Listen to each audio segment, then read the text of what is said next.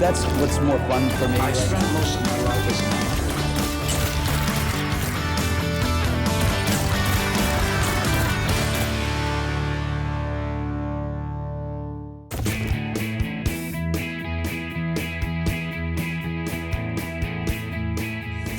With looks and grace that hark back to the golden years of Hollywood, Gwyneth Paltrow is so much more than just an Oscar award winner. She's an adoring mum, the wife of a rock star, a chart-topping singer herself, a generous philanthropist, and a consummate professional. She is an original, an absolute original. There's no one quite like her. You're happy to be in her company when she's on the screen. And that's the quality that stars have. She's one of the cleverest, most intelligent young actresses you can ever imagine. She makes such clever, intelligent decisions. Everything she does is carefully thought out. And she is amenable. Her accent is unbelievable. The fact that she's actually doing an English accent, again, having done it so brilliantly in Anna, I think is very brave. And she does it so well that I give her acting notes, and you forget that she's having to think about doing this accent at the same time. And she's also playing two parts. She's got two lives to lead, etc., etc., etc. She really is quite a phenomenal young lady. And it was when she was a young lady that Gwyneth decided she wanted to pursue a career as an actor. As a child, acting was all around her. Her father, Bruce Paltrow, was a respected film director, and her mother, Blythe Danner, is a Tony Award-winning actress. And her godfather is Steven Spielberg. By the time Gwyneth was 11, she had talked her parents into becoming her acting teachers, learning a lot by simply observing them at work.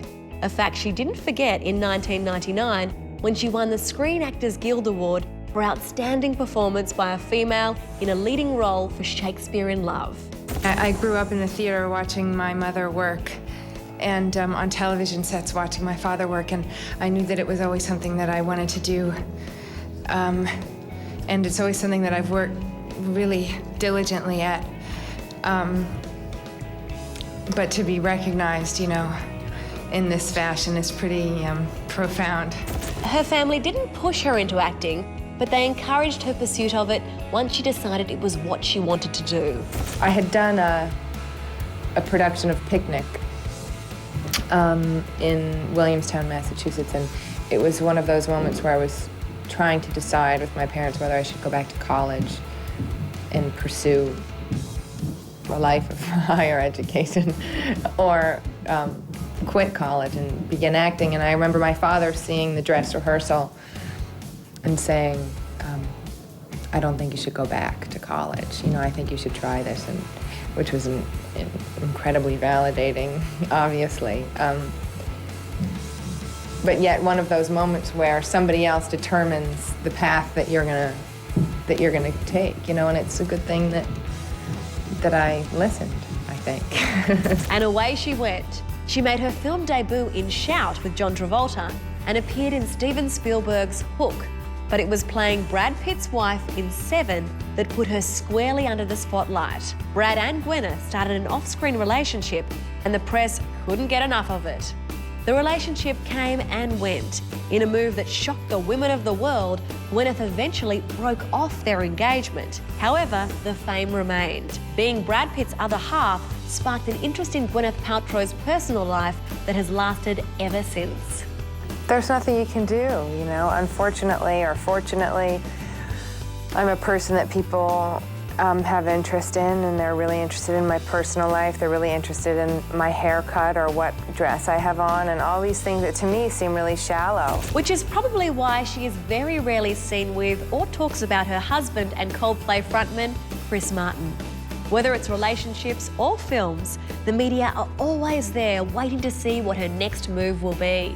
I don't want to limit myself to anything. You know, I don't want to say, well, no, I'm definitely not going to do this. You know, I just want to stay as open as I can and to allow myself to do very different things and to not be so hard, because it's hard on myself. I mean, what starts to happen is if you know, once you start to do film work and if something's successful, everybody makes you feel like you're under quite a bit of pressure, you know, to make the right next movie and the right decision. And I refuse to let anybody dictate that to me. You know, if I fail, I fail. You know, if I want to try something and I fail, then I'm going to. It doesn't mean it's going to be the end of my career.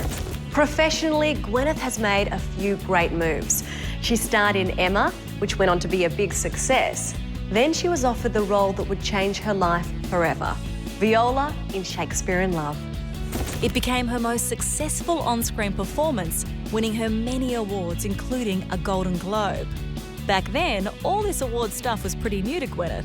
So how did she prepare herself? Well, I woke up and I did yoga for an hour and a half, so that was good. Very centering thing to do.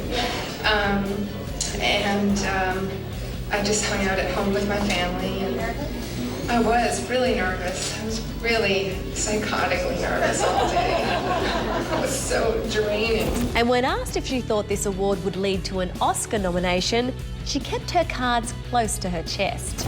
No, I'm sure not. But I can't even think about that. Well, it did. And possibly more famous than her performance in the film was her performance at the Oscars. When she took to the stage to accept her award for Best Actress, Gwyneth gave us one of the most dramatic and blubbering speeches in the Academy's history. It's so funny, you know, it's like you win the Oscar and you have this intensely personal moment in front of 1 billion people or however many people watch it. You know, and it's so funny. I just think it's something that nobody can really understand. What it's like, you know, and what the aftermath is like of feeling like so exposed in front of the whole world because you've had this really personal moment there, you know, so it was very strange. It took me a long time to sort of feel my feet on the ground again. After the Oscar, her phone was running hot, but it wasn't just her calls she was answering. I don't know why people try to create, you know, well, I do because there's a story in it, I suppose, but would you like to get that? Give it to me. Hello. Who? Is Jamie Campbell here? Are you available? Who's this, please? Nick? Are you available for Nick? Hold on just a minute. Another call she took was to be part of the huge cast in The Talented Mr. Ripley. Gwyneth held her own, performing alongside Matt Damon, Jude Law and Philip Seymour Hoffman. She had proven her salt in dramatic roles, but the world hadn't seen a funny Gwyneth yet. Yeah, I don't know. I haven't done a full-on comedy yet, you know? I would like to, but comedy's hard. Drama is much easier than comedy. Comedy's really hard, and I think I could do something funny, but you know, some of my friends, you know, get upset because they think I'm funny and I don't. You know, I haven't done anything funny, and they don't understand why people in the world don't think I'm funny or don't know I'm funny, but. Well, she showed the world she could be funny in both Shallow Hal and The Royal Tenenbaums. Then she showed us she could sing in a film directed by her dad, Duets. She teamed up with Huey Lewis for the song Cruisin', and the hit went to #1 here in Australia. In 2002, her father sadly passed away with cancer, and Gwyneth admits it left her suffering from depression. Yet, a few months later, she met Coldplay frontman Chris Martin backstage at one of his gigs. As a tribute to her dad, he wrote Fix You, and the following year they married in secret. The couple chose to keep their private life exactly that, private, never being seen on red carpets together like other power couples in Hollywood. They have 2 kids, a little girl they named Apple, something it seemed everyone had an opinion on at the time, and a son, Moses. After becoming a mum, Gwyneth took on a series of smaller roles so she could focus on her family. Then she starred in the action blockbuster Iron Man as Robert Downey Jr.'s assistant, Pepper Potts, something the Iron Man was definitely appreciative of. So what was her reason for taking the role in this megawatt blockbuster? I had always wanted to work with Robert.